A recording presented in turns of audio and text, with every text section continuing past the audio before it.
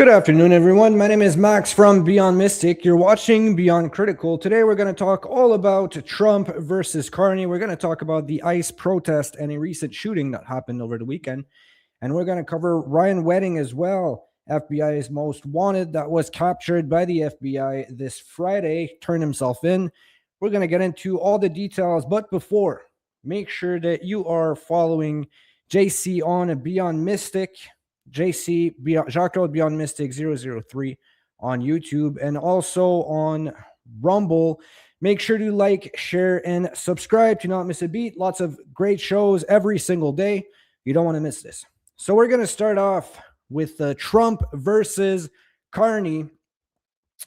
To give you a bit of a recap of what happened in the past few days, Carney went to China and got the EV deal. It's a deal that would bring 49,000 electric vehicles from China to Canada every single year.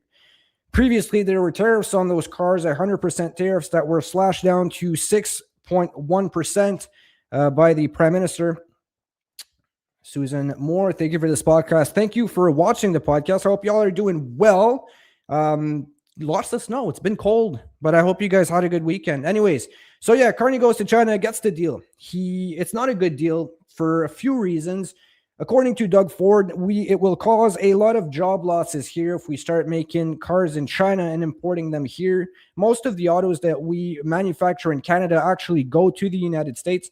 So if we replace production with Chinese EVs, that would mean Canadians might not consume as much auto. It could result in a lot of job loss. That's one aspect of the deal. The other one is the spying, the risk of espionage. We know that China has been involved in foreign interference, interfering with Canadian elections twice, and also made the Huawei phones that were, there was a big scandal with spying. So anyways, this is not a good deal. Then Carney goes to the World Economic Forum and kind of indirectly jabs at Trump, saying that, we need to diversify our trading partners. The U.S. isn't reliable, that they're unpredictable, the classic liberal rhetoric in Canada. Trump then, late the day after, shows up to the World Economic Forum and then jabs at Carney with his speech. Now, is this what was planned, or did he do that because of the initial jabs by Carney? We don't know. But he said Canada lives because of the United States. He said Carney should be grateful, or Canada should be grateful for all the freebies that we're getting. We have John Dizzle saying New World Order. That's exactly it. That was mentioned by Mark Carney as well while he was in China. Carney left Davos before speaking to Trump. So they were supposed to maybe have a meeting, discuss potential trade talks, discuss agreements maybe from the Kuzma deal. Just at least say hi. We're neighbors. We're supposed to be partners. He leaves on purpose without speaking to Trump. Now, Trump didn't like this, and I feel like that's when the switch happened. Because initially, when Carney secured the deal with China, Trump, his reaction was filmed, and he didn't seem to care. He said it was a good thing that Canada got a deal with China. They didn't seem to mind it too much. But after he left, Carney was back in, I believe it was Quebec, and he was asked how the trade deals were going with the United States, to which he answered, that is the most boring question. I'm going to play this video in case you missed this statement. It wasn't broadcasted anywhere. This video, the audio is pretty quiet, so I'll try to boost the sound as much as I can for you guys to be able to understand.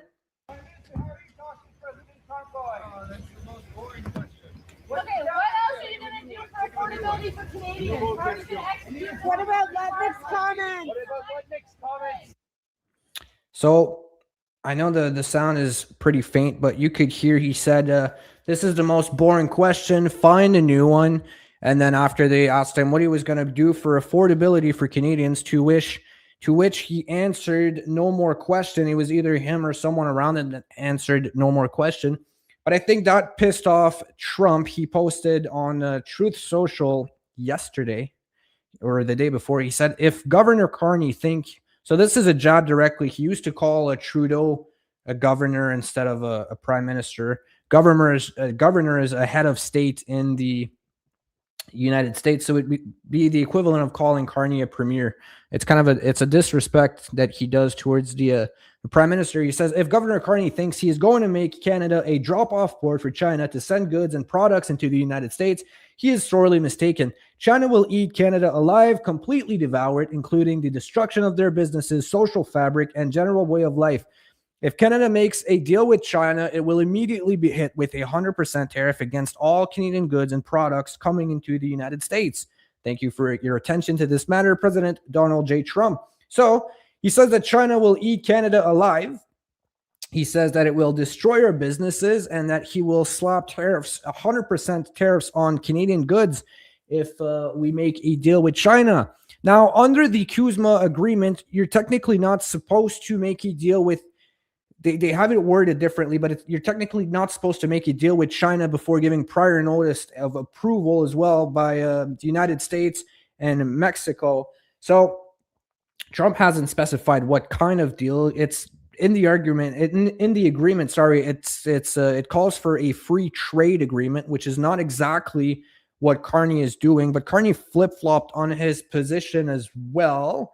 Let's watch this statement here from Carney, kind of contradicting himself on this topic. I'm pleased today to announce that Canada and China have reached a preliminary but landmark trade agreement. We have commitments under CUSMA that not to pursue free trade agreements with non-market economies without prior notification. We have no intention of doing that with China or any other non-market economy. So, yeah, he sort of contradicts himself because he says that he does not, well, he's chasing a trade agreement with China and then says that he's not following a free trade agreement. Those are two different things. So I'll give him the benefit of the doubt. But yeah, he kind of did contradict himself. People are calling him out for this today on X. We have Blue Star saying Carney needs to go. I agree. Wondering if Carney is a shill, he can't be serious. Well, that's what I think. I'm going to get into this prediction. I'm still following this situation pretty closely. Good morning, Earth Dragon J. Hope you're doing well. Hope you guys are not covered in snow. I'm from Canada, close to Ottawa, and today there's massive snow. And I hope you guys had a good weekend. It wasn't too bad out there for you. We have weather guesser saying flip flop Carney. Yeah, he does flip flop a lot. I'm still following the situation pretty closely. From what I've gathered so far, my opinion is that this is Carney's whole plan. In the recent days, from the deal with China, the potential deal with Qatar, him jabbing at Trump in his World Economic Forum speech, him leaving the speech without speaking to Trump, then he calls the trade talks boring. I think this is all part of the plan. I think we're getting close to an election. This is minus 21 in Red Deer, Alberta. Yeah. Well, it's pretty much the same thing here. It was minus 35 over the weekend. I'm glad it's a bit hotter. I believe that Carney is actually preparing for an election, and that's the plan, right? He's got the mainstream media. So I have an article from CBC here, just absolutely eating this up. It says Trump threatens 100% tariffs on all Canadian goods if Canada makes a deal with China. There is no pursuit of a free trade deal with China, says Canada U.S. Trade Minister. So if someone just reads the headlines and they don't actually read, well, I mean, I guess even if they read the article, it would still convince you that, Trump's the big bad wolf. It's fear mongering. And that's what Carney is starting to do here, is to fear monger. I believe that he's actually manipulating his own voters into starting to talk about Trump and hate Trump again, because he fears that an election is coming and he's going to come up with the elbows up 2.0. If you follow Beyond Mystic on Instagram, TikTok, and on X, I post short form content every single morning. And I talked about this morning.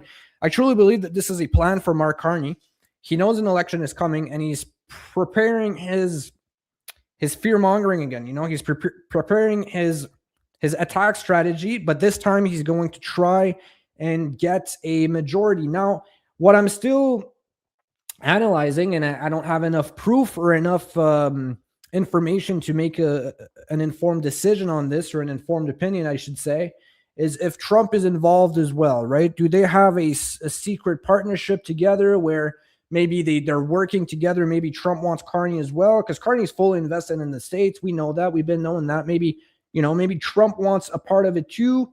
we'll see in the days to come, but I can say with pretty much certainty that Carney is actually preparing for an election, and he knows that he knows that an election is coming. Now, next we're going to talk about the riots in Minnesota. So the riots continue over the weekend. We have a man that was shot a few weeks after Rennie Good was shot. Now it's a man that was shot. This one, I've seen a lot of clips. I've seen a lot of videos. We're gonna deep dive into it, and I want you guys to put your opinion to say if it was justified by the ICE officers or not. I think this one is a lot harder to analyze and to judge than the Rennie Good shooting. After a few clips from the Rennie Good, you could kind of tell that, well, my conclusion was that she was interfering with an arrest. She was trying to at least drive over or hit the officer here. And that officer too, what they didn't say in the mainstream media was that he was also ran over 6 months prior and had to go to some pretty serious medical emergencies. So it makes sense that he was quick to pull the trigger, if I can say that. So we're gonna watch a video here from the CBS News in Minnesota. This one I can show on YouTube. I can't show the actual uncensored clips on YouTube of the shooting, but we'll watch this one since it's blurred, and then we'll go through some analysis after and try and make up our minds together and see. I want you guys' feedback, your opinion as well in the chat. Let me know from those who have seen all the clips and all the angles. Let me know what you think, if this was justified by the ICE agent or if it was not. We want to give you a closer look at what the videos show, slowing some of it and pushing in to get a better view. We want to warn you that some of the video is hard to watch. This video shows Alex Preddy face to face with a federal agent on Nicollet Avenue. He's holding a phone as the agent pushes him toward the sidewalk. Another angle shows Preddy walking into the street, helping to direct traffic. When an agent pushes a woman into a snowbank, he goes to help. That's when the agent begins spraying Preddy in the face. It's when Preddy goes to help the woman again, several agents grab him and throw him down. Honestly. From this angle, you can see Preddy being held down. You can see an agent in a gray jacket approach with empty hands, while other agents appear to be hitting Preddy.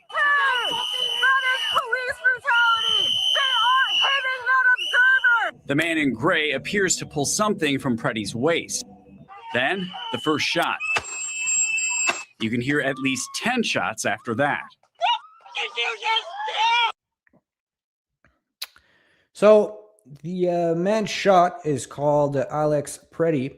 He was a 37-year-old American intensive care nurse for the United States Department of Veteran Affairs. The problem with these videos that I found is that you don't necessarily see the beginning of the situation, right? It seems like you always see the climax where things get heated, when shots get fired. You don't see the buildup. You don't see how we got there. So it's hard to make an informed opinion on if it's justified by the ICE agents or if it's not, right? And I'll get to this in a second. I stand with ICE. I'll defend ICE, but we have to be critical as well and analyze if maybe they use an excess violence, maybe a power trip sometimes.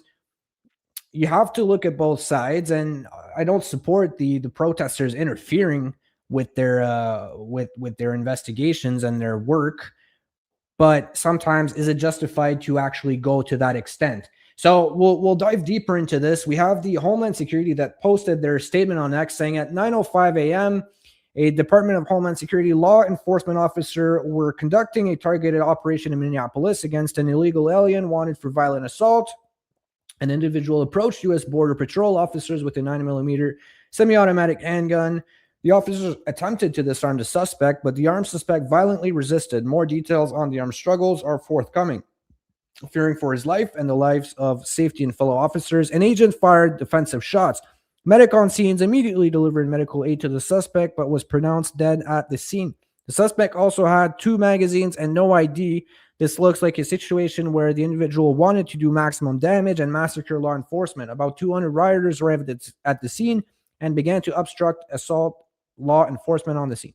Crowd control measurements are deployed for safety of the public and law enforcement. The situation is evolving and more information is forthcoming. So they haven't released more information at the moment. This is the picture of the firearm here. Now we'll go into some other angles that I've seen that are kind of like, I don't know, it kind of goes against the initial statement from Department of Homeland Security.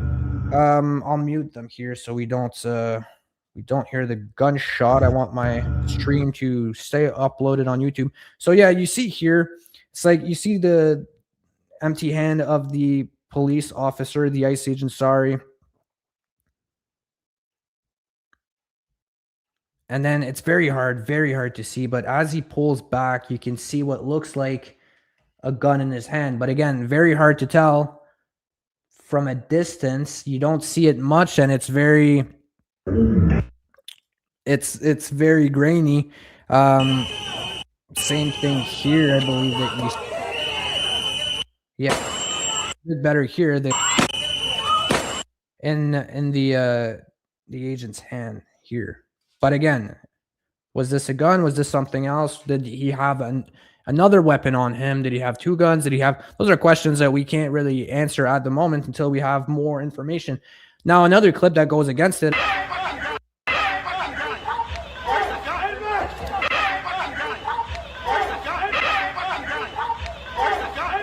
You could hear the officer say, "Where's the gun?" after the guy was shot 10 times. So seems like the gun was not in his position in his possession when he got shot. So those are hard to but then see you have posts like this of people counter arguing that the gun was on the guy, but those pictures are very low resolution and it's hard to tell. It's very hard to tell. So end of story.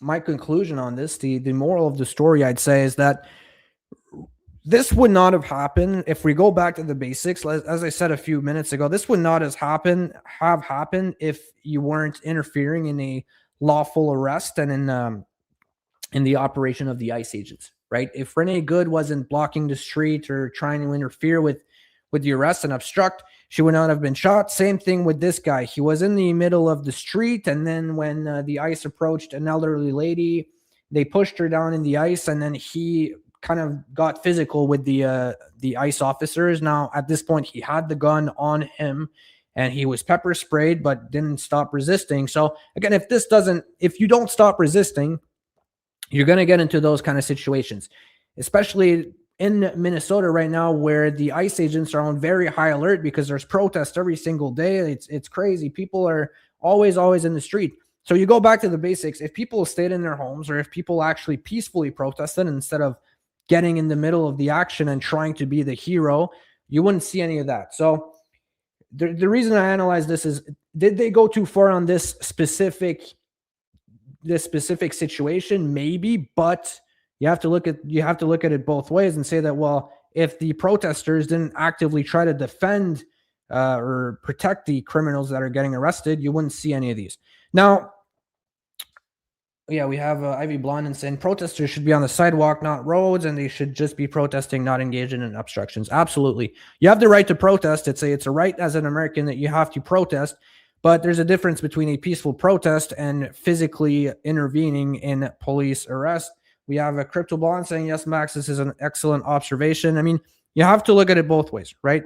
It says, Blue Star says, maybe ICE had a good reason. I believe they do. I mean, they won't. I genuinely don't believe that ICE will just shoot the guy to shoot the guy. You know, it's easy to judge from the outside as well. That's what people need to understand. It's easy to make your opinion when you're just watching clips, but you don't know in the moment, in the heat of the moment, what they saw, what they maybe think they saw, what was happening, what the guy was saying. Maybe there's something that was said off camera. Maybe someone said something in their ear. You don't know what was happening in the moment, and it's split-second decision. If the guy truly had a gun in his hand, it doesn't take long for him to fire a shot, and then it's an ICE officer that would have passed away. So these guys have to take the quick decisions. Sometimes they'll be wrong. It's human nature, and you have to analyze and not defend them every single time, but make a valid case for both and see. We have John Dizzle saying, you are correct. Going to a police action armored and making a ruckus. It is crazy. If you stay home, you wouldn't have that. What's even crazier, though, is CTV News came out with this crazy statement. It says a Canadian strategist has accused Trump of kidnapping and killing his own citizens. Watch this. Americans are watching as President Trump chooses to kidnap and kill his own citizens as opposed to lowering prices. Canadians are watching that in horror and want our government to chart a new path. Yeah. So let me let me share this here. I didn't think Americans are watching as President Trump chooses to kidnap and kill his own citizens as opposed to lowering prices. Canadians are watching that in horror and want our government to chart a new path.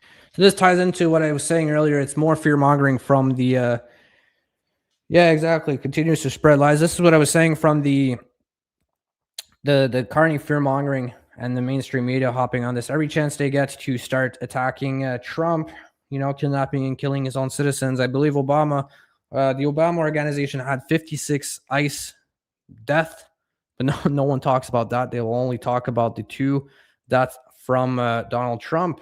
Now, before we get into the Ryan wedding story, celebrate timeless love at Ascension Organized. 25% off all pendants, bracelet, and silver jewelry. No code needed. Your discount is automatically applied at checkout, valid through February 8th, 2026. Now, we also have Allen's Candle. This thoughtfully curated candle bundle brings together 2 complementary energies, uplifted joy and grounded clarity. Shop at Floralin Farm and save 10% off with promo code BM10. Now, we had Ryan Wedding, former Olympian. This guy has a crazy story. He was an Olympian in 2022.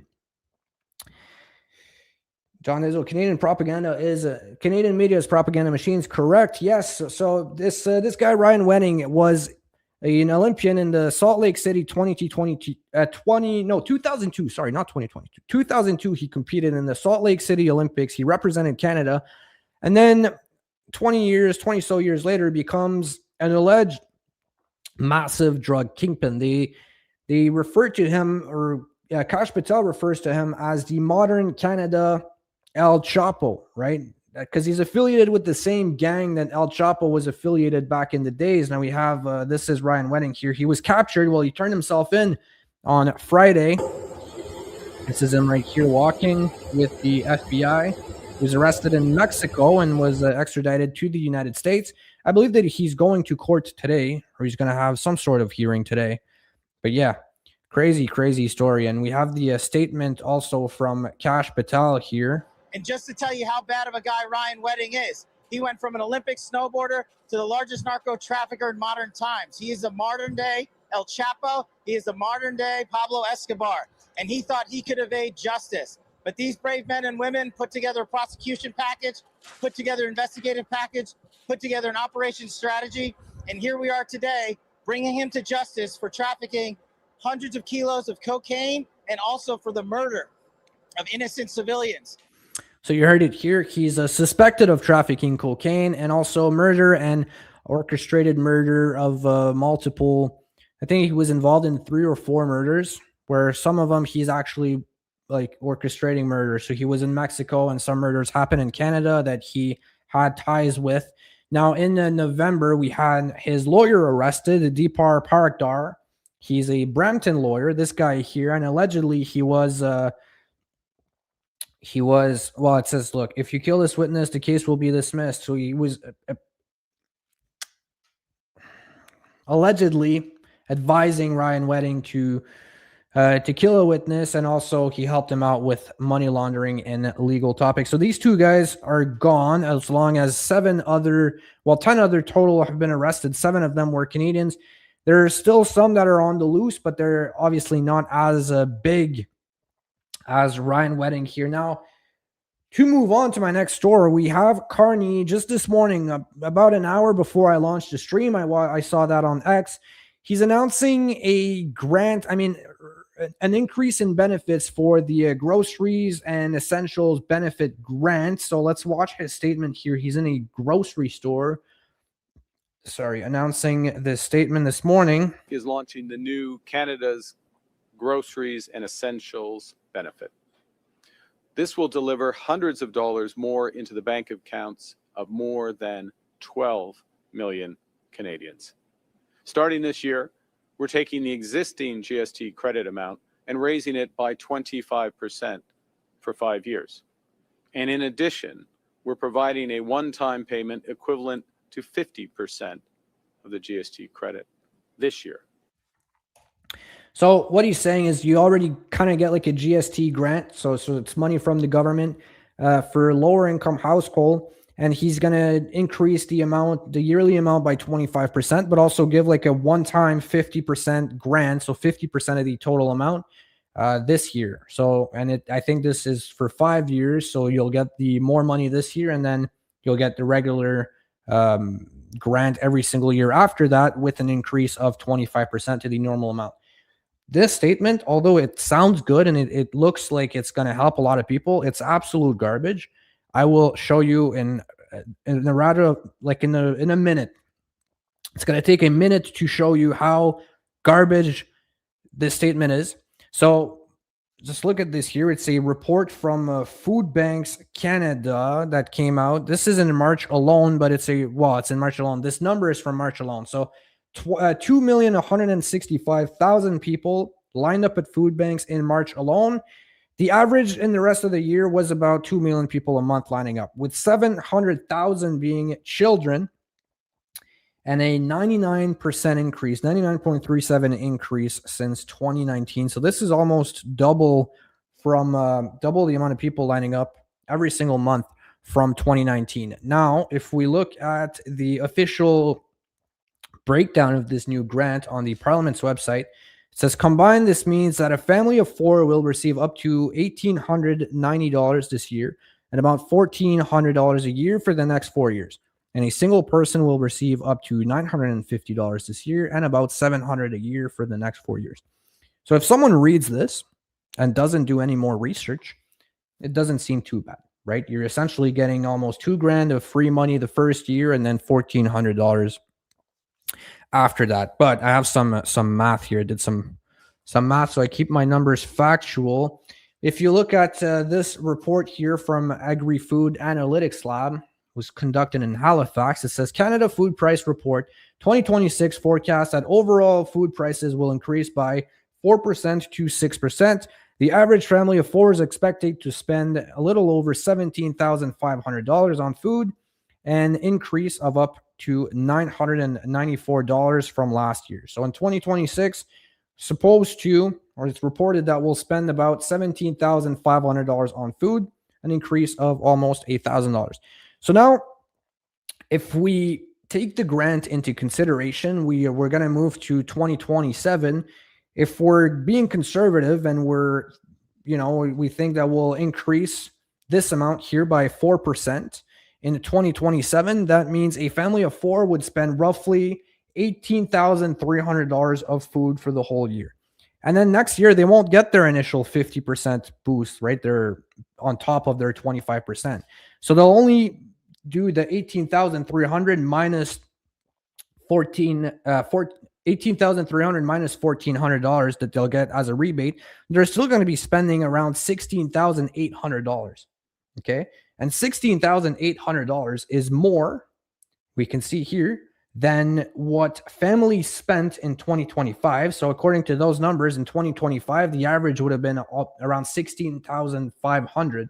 Now it's moving up to $16,800. And in 2025, that number, that $16,500, is this number that got 2.1 million people lining up every single month to food banks. So, I mean, when you look at it that way, when you just look at the numbers for 2 seconds, you can understand that, like, it's cool this year, they'll get more money. Maybe net, they'll spend about $400, $500 less. But then you move to 2027, and it's going to be the exact same thing. He's just kind of trying to cancel the inflation, but only for select people, right? Well, I know food prices are rising. We won't do anything about that, but here's some money. Instead of paying more, you'll pay the exact amount that was still too much, but now it's a little bit better because we're helping you, right? This is super bad. We have Crypto Bond saying, Max, you are correct about Carney and his good grant. Yeah, it's absolutely insane. It's absolutely insane. And Crypto Bond again saying food bag typing today. John Dizzle, like when rent regulations came in and allowed all rents to go up 6% a year. Exactly, yeah. So I'll finish off here today.